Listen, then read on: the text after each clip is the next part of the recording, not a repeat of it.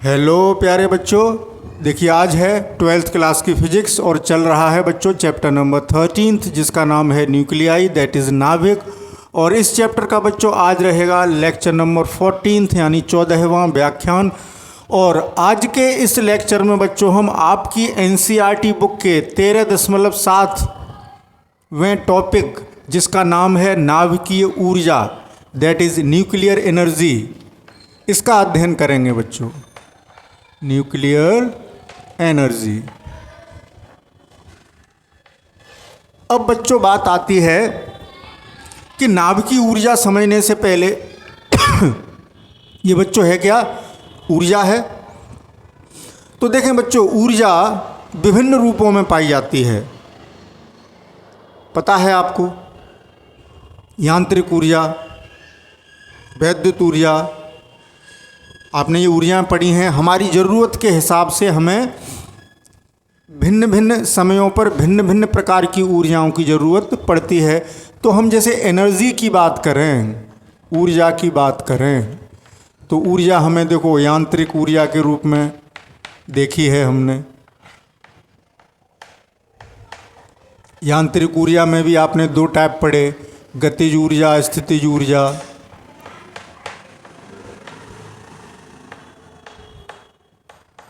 गतिज ऊर्जा, स्थितिज ऊर्जा।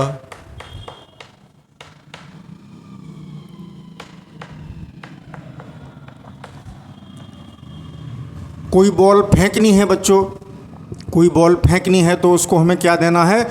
गतिज ऊर्जा देनी है। काइनेटिक एनर्जी दोगे तो वो मोशन में आएगी, यानी उस बॉल के अंदर गतिज ऊर्जा मिल चुकी है, हमने फेंक दिया उसको बड़ा वेग से, समझ रहे हैं? मतलब यांत्रिक ऊर्जा है। आपको बल्ब जलाना है या पंखा चलाना है तो आपको वैद्युत ऊर्जा की ज़रूरत पड़ेगी। वैद्युत ऊर्जा की ज़रूरत पड़ती है। आपने देखा है कि हम बैटरी को चार्ज कर लेते हैं, फिर बैटरी से हम वैद्युत ऊर्जा के रूप में ऊर्जा लेते हैं, वो रासायनिक ऊर्जा होती है।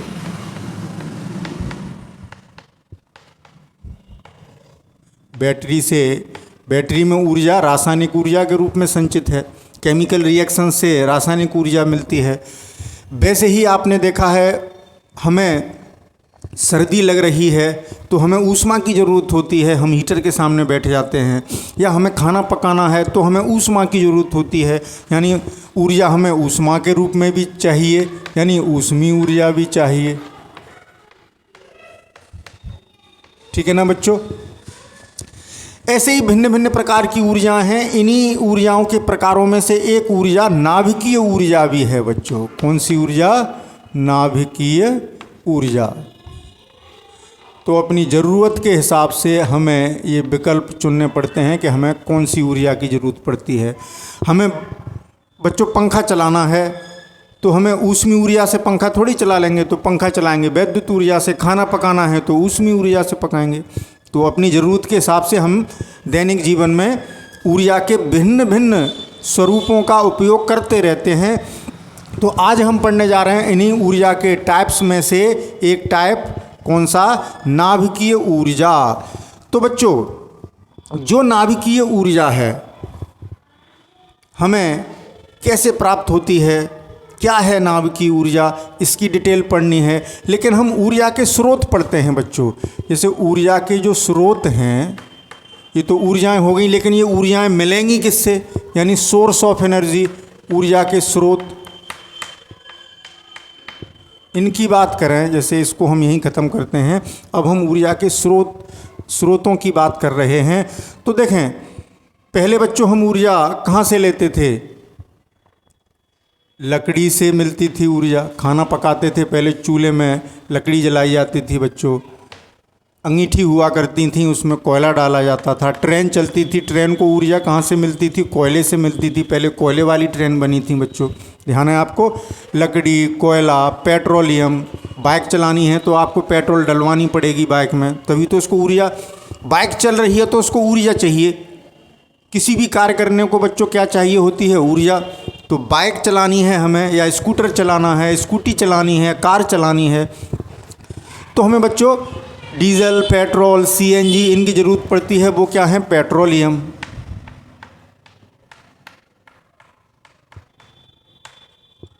पेट्रोलियम। पेट्रोलियम आप समझ रहे हैं, पेट्रोलियम में कौन कौन से सोर्स हैं ये तो समझ गए। लकड़ी ऊर्जा का स्रोत है, लकड़ी जलाइए ऊष्मा मिलेगी, कोयला जलाइए ऊष्मा मिलेगी। पेट्रोलियम में क्या क्या आता है बच्चों, जैसे कैरोसिन ऑयल है, पेट्रोल है, डीजल है, सीएनजी है, एलपीजी है, जिसमें आप अब घरों में गैस सिलेंडर चलते हैं बच्चों, ठीक है ना। एलपीजी लिक्विड पेट्रोलियम गैस, तो वो भी पेट्रोलियम है एक प्रकार का। तो ये स्रोत कुछ लकड़ी है, कोयला है, पेट्रोलियम, ये कुछ वर्षों से ये चलते आ रहे हैं ये सोर्स। तो इनको हम कहेंगे, ये कौन से सोर्स हुए बच्चों, परंपरागत स्रोत या पारंपरिक या परंपरागत, ट्रेडिशनल सोर्स हैं, परंपरागत स्रोत हैं। लेकिन बच्चों जब ये स्रोत ही नहीं रहेंगे तो हमें ऊर्जा मिलना बंद हो जाएगी, और ये स्रोत धीरे धीरे ख़त्म भी होते जा रहे हैं। तो आपने देखा है अब कोयला तो ख़त्म ही सा हो गया है, लकड़ी भी अब जंगल कट गए, अब कहाँ लकड़ी मिल रही है, लकड़ी से अब फर्नीचर ही बन पा रहा है। ऊर्जा के लिए, एनर्जी के लिए लकड़ी कहाँ से आएगी, कोयला कहाँ से आएगा, ठीक है ना। जंगल के जंगल साफ़ हो गए, आपको पता है। पेट्रोलियम का भंडार जो है, पेट्रोलियम का भंडार भी धीरे धीरे ख़त्म होता जा रहा है। तो जब हमारे घर में कोई चीज़ ख़त्म होने लगती है तो हमें पहले से ही चिंता होने लगती है कि अब इसका इंतज़ाम कैसे करेंगे। मान लो वो पृथ्वी पे ही नहीं मिलेगी तो हमें एक विकल्प ढूंढना है। तो अब हमें इन पारंपरिक या परंपरागत स्रोतों के बजाय वैकल्पिक स्रोतों पर विचार चल रहा है बच्चों। वैकल्पिक स्रोत ढूंढने हैं किसके ऑप्शन में, हमें ऑप्शन समझ रहे हैं, ऑप्शन समझ रहे हैं। जैसे हमारे घर में एक मोटरसाइकिल थी, वो हमारा फ्रेंड ले गया मांग के। एक मिनट बच्चों, ज़रा कोई इंसेक्ट आ गया है, एक इंसेक्ट आ गया है, उसको हटा दूँ। हाँ चलिए, कैमरे पर एक कीड़ा आ गया था लेंस पर, तो यहाँ धुंधला दिखाई देता। तो मैं उदाहरण दे रहा था, जैसे मुझे कहीं जाना है और मेरे घर में बाइक थी, लेकिन बाइक मेरा दोस्त मांग के ले गया और मुझे अर्जेंट कहीं जाना है, तो उसका मुझे विकल्प ढूंढना पड़ेगा। तो मेरे घर पे एक साइकिल भी है, तो चलो साइकिल से ही चलता हूँ, भाई जाना ही तो है। या बस से चला जाता हूँ या फोर व्हीलर से चला जाता हूँ अगर पास है। तो विकल्प हो, यानी वैकल्पिक, यानी इनके अलावा ऊर्जा हमें कहाँ से मिल सकती है, यानी वैकल्पिक स्रोतों की हमें ज़रूरत है। तो इन वैकल्पिक स्रोत की बात करें तो बच्चों आजकल सौर ऊर्जा का विकल्प बहुत अच्छा विकल्प है। हम सौर ऊर्जा से अपना काम चला रहे हैं, लेकिन सौर ऊर्जा में थोड़ी सी दिक्कत है, लेकिन काफ़ी सक्सेस है कि सर्दियों के दिनों में बच्चों जब सूर्य नहीं निकलता है तो हमें सौर ऊर्जा भी नहीं मिल पाती है, वहाँ भी थोड़ी समस्या रहती है। तो वैकल्पिक स्रोतों के ही श्रेणी में, इसी श्रेणी में, वैकल्पिक स्रोतों की ही श्रेणी में एक यही है नाभ की ऊर्जा। तो अब हम नाभ की ऊर्जा से काम चलाएंगे बच्चों। आज के समय में ये एक बहुत महत्वपूर्ण ऊर्जा का एक वैकल्पिक स्रोत है, नाभिकीय ऊर्जा।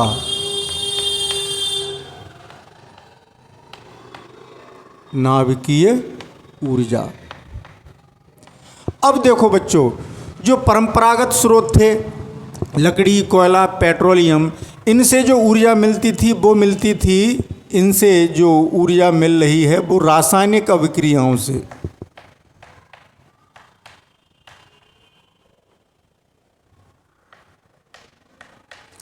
क्या होता है, रासायनिक अभिक्रिया होती है, केमिकल रिएक्शन होती है और हमें ऊर्जा मिल जाती है। ये जो पेट्रोलियम, ये जो ऊर्जा के विकल्प के स्रोत हैं, ठीक है ना। और ये जो नाभिकीय ऊर्जा है ये बच्चों नाभिकीय अभिक्रिया से मिलती है। कौन सी, नाभिकीय अभिक्रिया।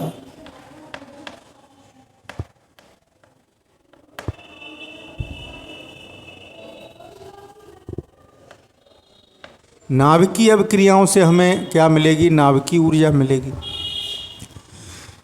अब अंतर है बच्चों कि जो रासायनिक अभिक्रियाएं हैं वो इलेक्ट्रॉन वोल्ट की कोट की ऊर्जा प्रदान करती हैं, यानी कम ऊर्जा मिलती है, जबकि नाभिकीय अभिक्रियाओं से हमें मिलियंस ऑफ इलेक्ट्रॉन वोल्ट ऊर्जा, 10 लाख गुना भी ज़्यादा ऊर्जा मिल जाती है इनसे, इनकी तुलना में। तो ये बहुत बड़ा स्रोत है नाभिकीय ऊर्जा। तो नाभ की ऊर्जा पढ़ने जा रहे हैं। इससे जो हमें ऊर्जा मिलेगी वो मिलियन इलेक्ट्रॉन वोल्ट की कोटि की होगी। और ये इलेक्ट्रॉन वोल्ट की कोटि, मिलियन यानी 10 लाख, इलेक्ट्रॉन वोल्ट से 10 लाख गुना, पता है आपको। तो इन स्रोतों की अपेक्षा लाखों गुना ऊर्जा किससे मिल रही है? नाभ की अभिक्रिया से। तो नाभ की अभिक्रियाओं में कौन कौन सी अभिक्रियाएं आ रही हैं जिससे हमें नाभ की ऊर्जा प्राप्त हो रही है बच्चों? वो हैं नाभिकीय विखंडन,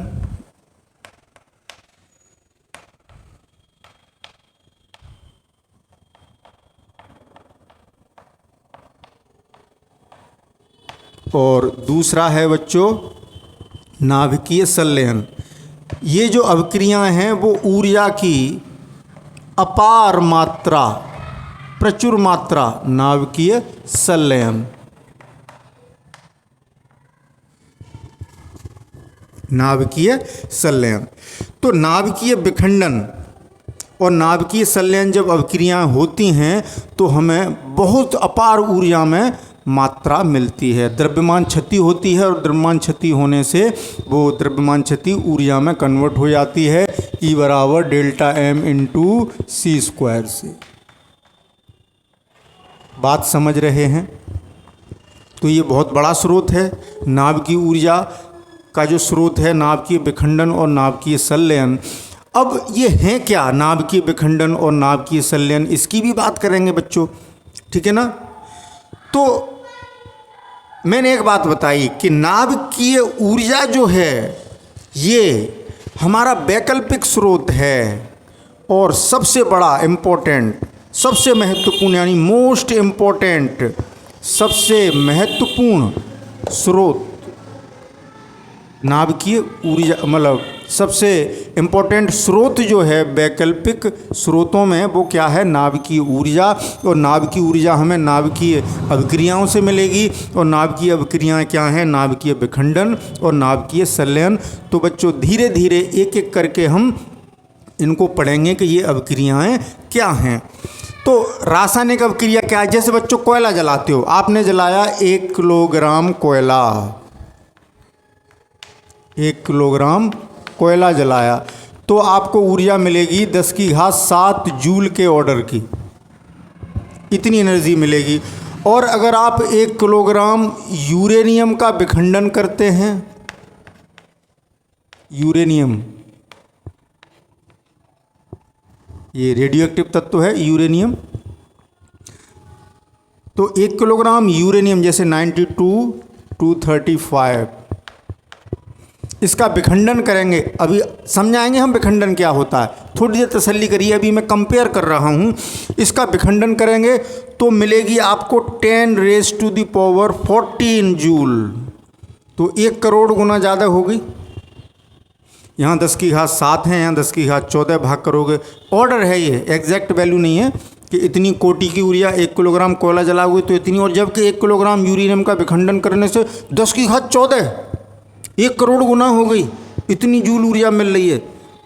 बात समझ रहे हैं? ये रासायनिक अभिक्रिया से मिल रही है। कोयला जलाना क्या हुआ? 1 किलोग्राम कोयला क्या करें? कोयले का दहन, यहाँ तो मैंने विखंडन लिख दिया, यहाँ क्या किया जा रहा है? कोयले का क्या किया जा रहा है बच्चों? दहन, जलाया जा रहा है। 1 किलोग्राम कोयला, कोयले में विखंडन तो कर नहीं लेंगे। अब आप कहेंगे विखंडन क्या होता है, कोयले का विखंडन क्यों नहीं कर पाएंगे? अभी थोड़ी देर में समझ में आएगी। कोयले को जला करके ऊष्मा मिलती है और वो है रासायनिक अभिक्रिया। ये मिल रही है हमें रासायनिक अभिक्रिया से। कोयले वाली किससे मिल रही है? शॉर्ट में लिखता हूँ रासायनिक अभिक्रिया से। और जो नाभिकीय विखंडन हो रहा है, इतनी ऊर्जा मिल रही है, ये मिल रही है नाभिकीय अभिक्रिया से। ये नाभिकीय अभिक्रिया से, और कोयले को जलाना रासायनिक अभिक्रिया से। वही बात मैंने अभी बताई थी कि रासायनिक अभिक्रिया की तुलना में नाभिकीय अभिक्रिया में लाखों गुना, करोड़ भी लाखों की श्रेणी में आगे बच्चों, ठीक है ना। मिलियंस ऑफ इलेक्ट्रॉन वोल्ट, करोड़ों लाखों गुना मिल रही है ऊर्जा हमें विखंडन से। समान मात्रा ली जबकि हमने। बच्चों विखंडन कोयले का नहीं, यूरेनियम का ही होगा, और यूरेनियम का विखंडन होगा, यूरेनियम को जला के ऊर्जा नहीं मिला, ले पाओगे। कोयले को जला के रासायनिक अभिक्रिया से ऊर्जा प्राप्त कर सकते हैं और यूरेनियम का विखंडन करके नाभिकीय अभिक्रिया द्वारा ऊर्जा प्राप्त कर सकते हैं। इसका विखंडन नहीं कर सकते, इसको जला के ऊर्जा प्राप्त नहीं कर सकते। दोनों अलग अलग अभिक्रियाएं हैं, तो इनकी चर्चा करेंगे बच्चों, बड़ा अच्छा लगेगा आपको। तो आप इतना समझ गए आज कि परंपरागत स्रोत क्या है, वैकल्पिक स्रोत क्या है, रासायनिक ऊर्जा, रासायनिक अभिक्रिया से जो ऊर्जा मिलती है वो क्या है, और नाभिकीय अभिक्रिया से जो ऊर्जा मिलती है वो क्या है। अब मैं चर्चा करूँगा, मैं अभी हटाने जा रहा हूँ, लेकिन ध्यान रखना कि नाभिकीय विखंडन और नाभिकीय संलयन ये नाभिकीय अभिक्रियाएँ हैं। जब ये अभिक्रियाएँ होती हैं बच्चों तो अपार ऊर्जा मुक्त होती है जो हमारे बड़े काम आती है। ठीक है ना, तो इसका स्क्रीनशॉट ले लें जल्दी से बच्चों। हाँ, ये बात और बता दूं बच्चों कि अब आपका ये वाला टॉपिक समाप्त हो गया। अब आपकी एनसीईआरटी बुक में होगा 13.7.1 इसी का उपखंड जिसमें नाभिकीय विखंडन को पढ़ाया जाएगा। तो अब मैं ये सब हटाने के बाद क्या पढ़ाऊंगा बच्चों कि नाभिकीय विखंडन क्या है, यानी नाभिकीय अभिक्रिया अभी जो हमने बताई वो क्या है बच्चों। ठीक है, ओके, जल्दी से स्क्रीनशॉट ले लें। हाँ तो बच्चों अब आगे चलते हैं। तो अभी हमने बताया कि नाभिकीय ऊर्जा, जिस नाभिकीय ऊर्जा की हम बात कर रहे हैं वो कौन कौन सी नाभिकीय अभिक्रियाओं से हमें प्राप्त हो रही है। ये जो नाभिकीय ऊर्जा है अभी हमने बताया, एक नाभिकीय विखंडन,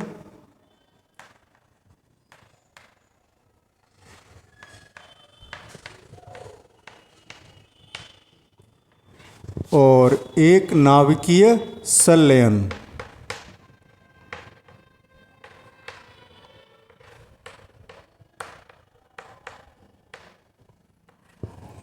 इसको कहेंगे न्यूक्लियर, NUCLEAR, न्यूक्लियर बच्चों फिशन, न्यूक्लियर फिशन FISSION, और इसको कहेंगे न्यूक्लियर फ्यूज़न।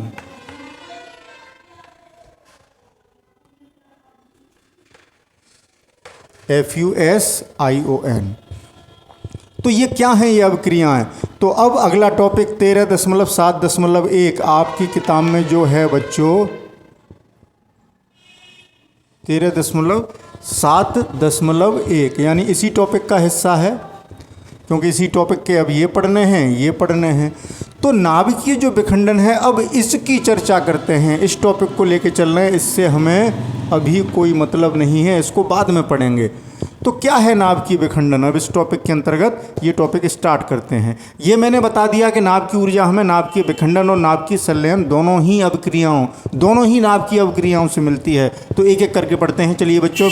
तो नाभिकीय विखंडन जैसा नाम से स्पष्ट हो रहा है, विखंडन, खंड खंड कर दो, उसको तोड़ दो।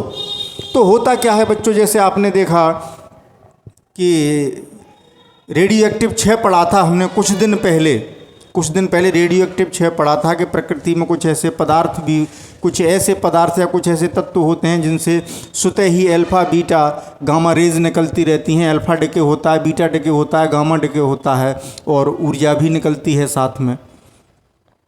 तो रेडियो एक्टिव विघटन या रेडियो एक्टिव जो 6 है उसमें ज़्यादा ऊर्जा नहीं निकलती बच्चों, वो स्वतः होती है वो अभिक्रिया, उस पर हम कुछ कर नहीं रहे। लेकिन नाभिकीय विखंडन किसी को तोड़ना है तो हमें ज़बरदस्ती करनी पड़ेगी, यानी बमबारी करनी होगी। यहाँ कोई चीज़ है उसको तोड़ते हैं बच्चों, मान लो इस चौक को तोड़ना है मुझे, अभी मैं इस पर हथौड़ी मार दूँ तो टूट जाएगी, चूर चूर हो जाएगी, टुकड़े टुकड़े हो जाएंगे।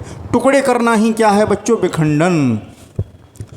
तो जो भारी नाभिक हैं, बात समझते चलें, किसकी बात की हमने, भारी नाभिक, यानी जिसकी द्रव्यमान संख्या, एटॉमिक नंबर, मतलब द्रव्यमान संख्या और उनका जो परमाणु क्रमांक है, परमाणु क्रमांक यानी एटॉमिक नंबर, और द्रव्यमान संख्या यानी मास नंबर बहुत उच्च होते हैं, यानी भारी नाभिक। जैसे हमने यूरेनियम का रेडियो एक्टिव 6 पढ़ा था बच्चों, रेडियो एक्टिव विघटन पढ़ा था। वहाँ क्या था कि यूरेनियम से स्वतः ही अल्फा बीटा गामा निकल रहे थे। ठीक है ना। यहाँ स्वतः की बात नहीं हो रही, यहाँ हम बमबारी करेंगे किसकी, तो भारी नाभिकों पर हम एक प्राकृतिक या स्वतः विघटन, रेडियोएक्टिव विघटन की जगह, जैसे न्यूट्रॉन है, न्यूट्रॉन, प्रोटॉन, अल्फा कण, हीलियम का नाभिक, जब इनकी बमबारी कराते हैं, क्या कराते हैं, बमबारी, बॉम्बार्डमेंट, उनसे प्रहार कराया भारी नाभिक पर। जैसे ये भारी नाभिक है, चलो यूरेनियम का ही उदाहरण लेते हैं, यह है यूरेनियम 92 235। इस पर हमने किसकी टक्कर कर दी, न्यूट्रॉन की, 0n1 न्यूट्रॉन आया और इससे टकराया, तो ये क्या हुआ, ये टुकड़ों में टूट गया बच्चों, जैसे 2 टुकड़ों में टूट गया। तो अपेक्षाकृत हल्के टुकड़ों में टूटेगा, जब टुकड़े होंगे तो इससे छोटे ही होंगे बच्चों। अब वो टुकड़े कुछ भी हो सकते हैं, किसी तत्व के भी हो सकते हैं, ऐसा नहीं है कि कुछ निश्चित तत्व ही मिलेंगे। जब यूरेनियम का विखंडन, हाँ विखंडन समझ लो पहले, तो जैसे ये भारी नाभिक था, इस पर न्यूट्रॉन टकराया, न्यूट्रॉन ने टकरा के इसको क्या कर दिया, 2 टुकड़ों में तोड़ दिया, एक एक्स और एक वाई। इस क्रिया में न्यूट्रॉन भी निकलेंगे, एक न्यूट्रॉन यहाँ टकराया और नए न्यूट्रॉन भी निकलेंगे, 2 से लेके 4 तक निकल सकते हैं बच्चों। क्या निकलेंगे, न्यूट्रॉन, 0n1 0n1 0n1। ये न्यूट्रॉन जो निकलेंगे इनकी संख्या 2 से लेके 4 तक हो सकती है। 2 भी निकल सकते हैं, 3 भी निकल सकते हैं, 4 भी निकल सकते हैं, और 2 टुकड़े हो जाएंगे और संग में निकलेगी अपार ऊर्जा। तो ये जो टुकड़े हैं बच्चों, एक्स एंड वाई, ये कहलाते हैं विखंडन खंड। विखंडन खंड हो गए ये, यानी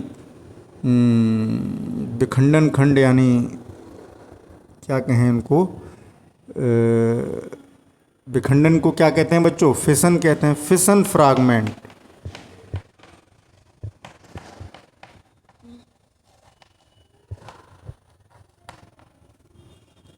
तो एक्स और वाई क्या हो गए, विखंडित खंड हो गए या विखंडन खंड हो गए। संग में न्यूट्रॉन भी निकले और न्यूट्रॉन निकल आए बच्चों, यानी गोलियां निकल आई जिनसे बमबारी की जा रही है। एक गोली हमने मारी और उस गोली ने क्या किया, उसके 2 टुकड़े कर दिए और संग में 3-4 गोली और निकल आई, 2 से लेके 4 तक 2 गोली निकल आई या 3 या 4, वो फिर औरों का विखंडन करेंगी। तो अभी धीरे धीरे समझ जाओगे। तो विखंडन यानी नाभिकीय विखंडन, और इस क्रिया में इन दोनों टुकड़ों का जो द्रव्यमान है, यानी एक्स का द्रव्यमान जोड़ें और वाई का द्रव्यमान जोड़ें, तो ये कम बैठता है, कम होता है किससे, ये जो हमारा पेरेंट न्यूक्लियाई था जिसका विखंडन हुआ, यानी अभी मैंने यूरेनियम लिख दिया है तो यहाँ लिख देता हूँ, इसे अलग कर दो, मास ऑफ, ओ हो उल्टा हो गया।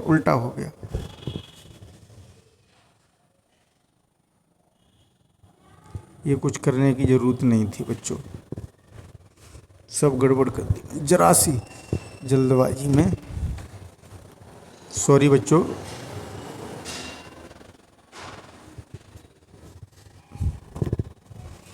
बात समझ रहे हैं। अगर हम इन दोनों टुकड़ों का द्रव्यमान जोड़ें, जिससे ये टूटे हैं, जिससे ये बने हैं, उससे कम होता है,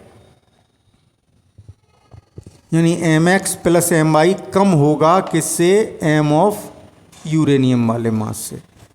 तो द्रव्यमान क्षति हो गई, वही क्षति ऊर्जा में बदलेगी, वो ऊर्जा इनको और इनको गति ऊर्जा देगी और संग में प्रकाश ऊर्जा, ऊष्मीय ऊर्जा के रूप में कन्वर्ट होगी।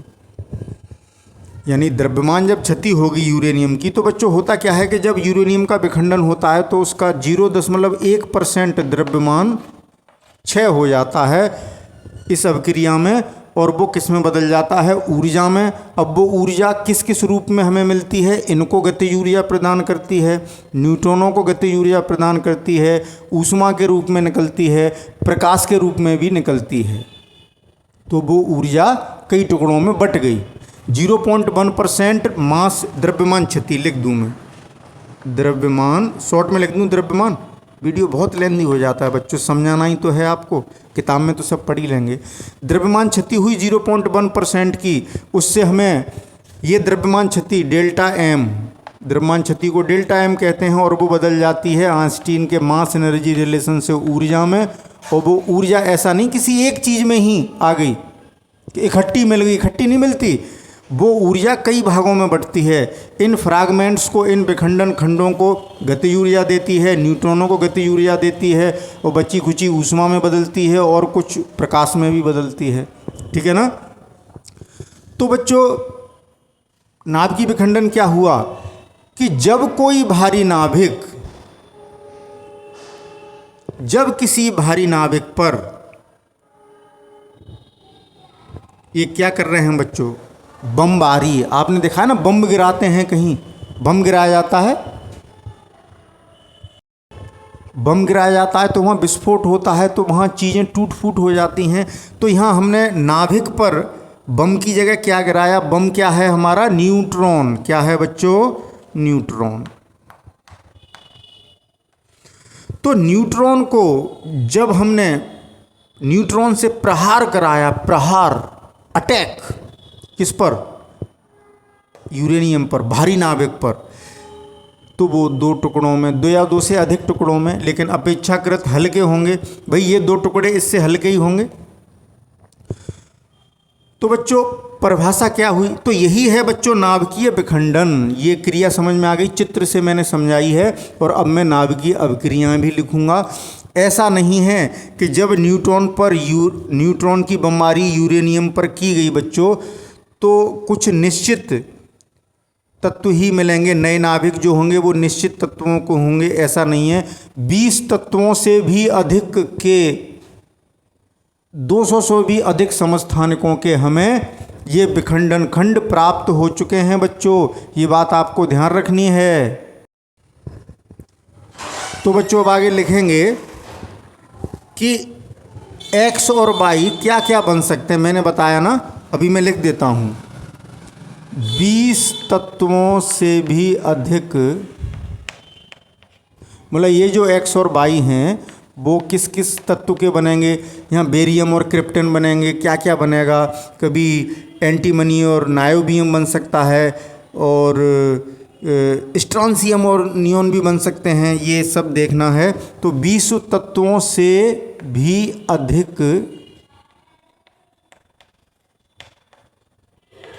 तत्वों के, अब एक ही तत्व के कई समस्थानिक भी होते हैं, तत्वों के 100 से भी अधिक समस्त, और तत्व तो 20 हैं, लेकिन अगर इन टुकड़ों को देखें तो 100 से भी अधिक, 100 से, ओ बच्चों ये चौक क्या गड़बड़ कर रही है,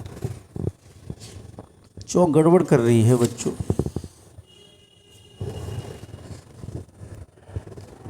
सौ से भी अधिक समस्थानिक प्राप्त हो चुके हैं अब तक। ये आपको एनसीईआरटी बुक में लिखा मिल जाएगा बच्चों। अब मैं 3-4 रिएक्शन लिख के इस अभिक्रिया को समझाऊंगा। तो कुल मिला के आपने देखा कि सीधा सा मोटा सा हिसाब समझ जाओ कि नाभिकीय विखंडन क्या है, कि किसी भारी नाभिक पर न्यूट्रॉन की बमबारी कराओ और वो टुकड़ों में टूट जाएगा। 2 या 2 से अधिक भी हो सकते हैं, लेकिन यहाँ यूरेनियम के केस में हम 2 लेके चल रहे हैं। तो अपेक्षाकृत हल्के नाभिकों में टूट गया और अपार ऊर्जा की मुक्ति हुई, अपार ऊर्जा उत्पन्न हुई, रिलीज हुई, और संग में नए न्यूट्रॉन भी बने, मुक्त न्यूट्रॉन। इसी अभिक्रिया को हम नाभिकीय विखंडन कहते हैं। आप चाहो तो मैं यहाँ परिभाषा लिख देता हूँ बच्चों, नाभिकीय विखंडन की परिभाषा क्या होगी, वैसे समझ गए होगे, इसमें कोई टेंशन वाली बात ही नहीं है।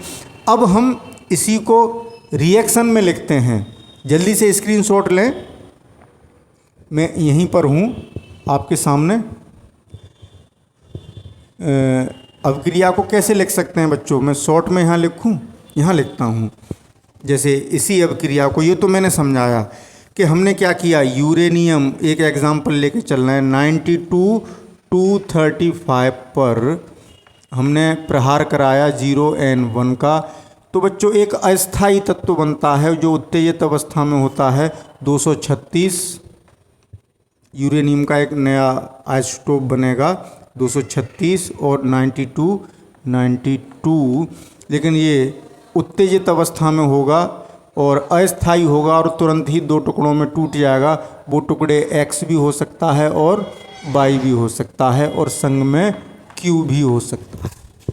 मतलब संग में Q एनर्जी, Q क्या है, Q वैल्यू एनर्जी रिलीज होगी।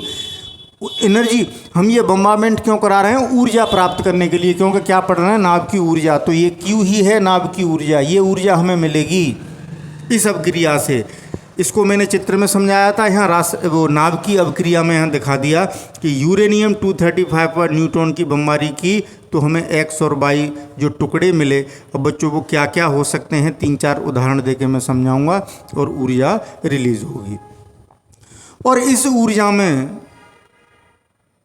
ये जो ऊर्जा मिल रही है बच्चों में, एक बात और बता दूं कि इस अवक्रिया में जब एक नाभिक टूटेगा यूरेनियम का तो लगभग 200 मिलियन इलेक्ट्रॉन वोल्ट ऊर्जा मुक्त होती है एक नाभिक के टूटने में, ये एक नाभिक।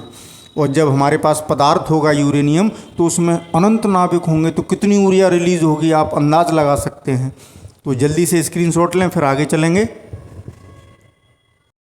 हाँ तो बच्चों अब आगे चलते हैं कि अभी हमने बताया कि जब यूरेनियम 92-235 पर जब न्यूट्रॉन की बॉम्बार्मेंट कराई जाएगी बच्चों, तो हमें जो विखंडन खंड मिलेंगे वो कुछ भी हो सकते हैं। मैंने बताया था 20 से भी अधिक तत्वों के 100 से भी अधिक समस्थानिकों के हमें विखंडन खंड प्राप्त हो चुके हैं। तो X भी हो सकता है और Y भी हो सकता है और संग में अपार ऊर्जा मुक्त होगी। Q क्या है बच्चों, ऊर्जा। तो मान लो इसका एटॉमिक नंबर कितना होगा, मान लो Z1 होगा, इसका मास नंबर A1, अलग अलग होंगे ना, ये Z2 और ये A2 कुछ भी हो सकते हैं। तो इस टाइप से नाभिकीय विखंडन की अभिक्रिया होगी। परिभाषा बच्चों आपको किताबों में मिल जाएगी, फिजिक्स है समझने की चीज़। सीधी सी बात है कि जब कोई भारी नाभिक दो या दो से अधिक अपेक्षाकृत हल्के नाभिकों में टूटता है, भारी नाभिक का हल्के नाभिकों में टूट जाना क्या कहलाता है, नाभिकीय विखंडन। कोई कठिन बात नहीं है, बोर्ड पर लिखने की ज़रूरत नहीं है। अब उदाहरणों की बात कर रहे हैं, फॉर एग्ज़ाम्पल अब उदाहरणों पे आ जाइए। जैसे मैंने यूरेनियम 92-235 पर किसकी बॉम्बार्डमेंट की, न्यूट्रॉन की। तो होता क्या है बच्चों कि पहले एक अस्थाई तत्व बनेगा यूरेनियम 92, क्योंकि बैलेंस होना चाहिए ऊपर नीचे का 236 और ये उत्तेजित अवस्था में होगा तो एस्ट्रिस लगाते हैं, ये मैंने पहले ही बता दिया है। तो इस बात को मैं अब बार बार नहीं लिखूँगा बच्चों, ठीक है, इस बात को मैं बार बार नहीं लिखूँगा, ये तो आना ही है सब में। अब असली काम यहाँ से शुरू होता है, विखंडन इसका हो रहा है। अब ये जो नई चीज़ बनी, ये दोनों मिलके ये बना, अब ये टुकड़े हो गए।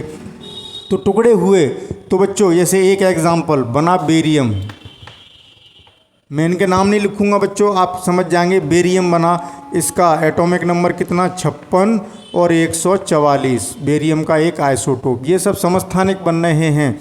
और क्रिप्टन, एक टुकड़ा जो बना फ्रैगमेंट, वो क्रिप्टन बना 3689, ठीक है। और संग में निकले 3 न्यूट्रॉन 30N1। हाँ, इस अभिक्रिया में ये बात तो लिखना, इन न्यूट्रॉनों की संख्या तो लिखना भूल ही गए बच्चों, तो ये और लिख दूं बच्चों मैं।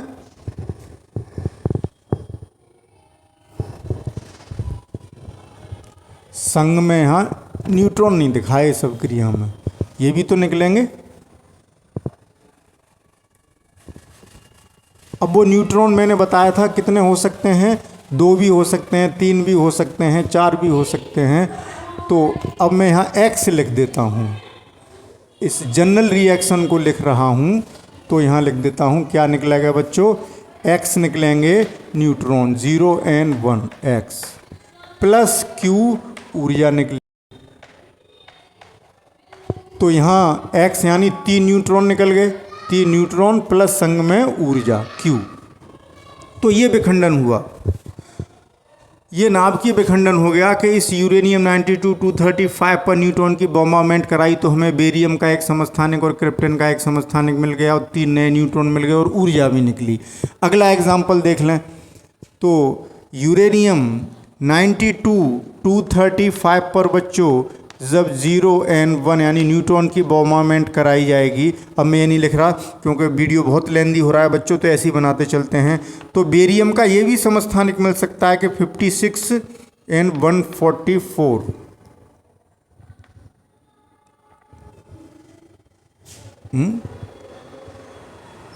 एक सेकंड बच्चों, ये तो मैंने वही लिख दिया। हाँ बच्चों, बेरियम 56 and 144 में लिखने जा रहा था, यही वाली अभिक्रिया दोबारा लिख रहा था 142। ये वाला समस्थानिक बदल गया। अब बेरियम, ये भी बेरियम, ये भी बेरियम, ये आइसोटोप हैं बेरियम के। और क्रिप्टन का ये वाला यानी 22 की जगह हमें क्रिप्टन का ही दूसरा आइसोटोप मिल सकता है 36। और यहाँ कितना था बच्चों 89 और 92, ये भी क्रिप्टन है। क्रिप्टन का एक समस्थानिक आइसोटोप, समस्थानिक पीछे पढ़ चुके हैं आप।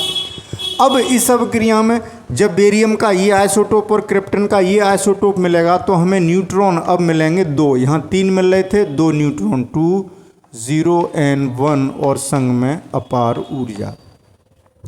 ये चीज़ आप हर अभिक्रिया में लिखना बीच में, आप समझ रहे हैं। मैं अब डायरेक्ट इसके बाद ये लिख रहा हूँ, बीच में बार बार ये नहीं लिख रहा। यहाँ पर ये सब बीच में आप जोड़ते जाना, समय की बचत होगी बच्चों, समझ रहे ना। इसके बाद आप ये लिखेंगे, उसके बाद इसकी जगह ये लिखेंगे। ये मत सोचना कि यहाँ ऐसा नहीं हुआ। तो देखें, जोड़ करते चलते हैं। एक बात ध्यान रखना, कोई भी नाभिकीय अभिक्रिया हो, एटॉमिक नंबर नीचे का जोड़, इधर का नीचे का जोड़ और इधर का नीचे का जोड़ बराबर रहेगा, कंजर्व रहेगा, संरक्षित रहेगा। ऊपर का मास नंबर का जोड़ ऊपर के मास नंबर के जोड़ के बराबर होगा। तो इधर देखें, ये 2 न्यूट्रॉन है तो यहाँ 2 हो गया, 1 है तो 2 की वजह से 2, 2 और 92 94 और 94 और 142 236 और इधर 235 और 1 236 बैलेंस है। ऊपर का जोड़ इधर का और इधर का, नीचे का 56 और 36 92 और इधर 0 92 और 0 0 और इधर है 92 और 92 और 0 0, ठीक है। तो नीचे का भी बराबर रहा। ये सब जोड़ के देख लेना आप, सही होनी चाहिए। अगर जोड़ सही नहीं आ रहा इसका मतलब कहीं आपने मास नंबर में या एटॉमिक नंबर में कहीं गड़बड़ कर दी है। अब अगला देखते हैं बच्चों, यूरेनियम। ये भी हो सकता है कि यूरेनियम 92 235 प्लस 0 and 1 करें तो हमें बेरियम की जगह एंटीमनी 51 133 ये मिल जाए और नायोबियम मिल जाए Nb, ठीक है। तत्व बदल रहे हैं, जो विखंडन खंड हैं वो बदल रहे हैं 99। और इस अभिक्रिया में बच्चों 4 न्यूट्रॉन निकलेंगे 0 and 1 प्लस Q।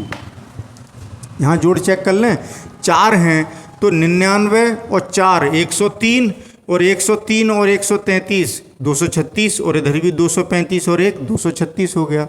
इधर 51 और 41 92 और इधर 92 और 0 92, इधर 0 है तो वो तो वही रहा, ये भी हो गया। तो हमें x और y ये भी मिल सकते हैं। तभी तो मैंने कहा 20 से भी अधिक तत्वों के 100 से भी ज़्यादा समस्थानिकों खंड हमें अब तक मिल चुके हैं बच्चों। ऐसे ही एक और लिख देता हूँ बच्चों, कितनी हो गई, 3-4 लिख, चलो बोर्ड पे जगह है तब तक लिख लो। यूरेनियम 92 235 पर न्यूट्रॉन की बॉम्बार्डमेंट की तो हमें ये भी मिल सकता है 3894 प्लस स्ट्रॉन्सियम 3894 प्लस ट्वाइस यानी 2 न्यूट्रॉन और प्लस Q एनर्जी ऊर्जा। यहाँ जोड़ चेक कर लें। ओह बच्चों क्या हो गया,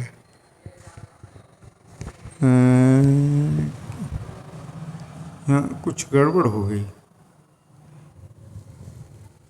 मैंने कुछ गलत लिख दिया बच्चों। 38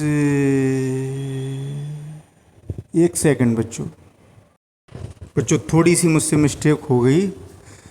अरे मैं स्ट्रांसियम के ही एटॉमिक नंबर और मास नंबर लिख गया बच्चों जल्दी में। मैं एकदम ये समझने बैठ गया कि पहले ये लिख रहा हूँ,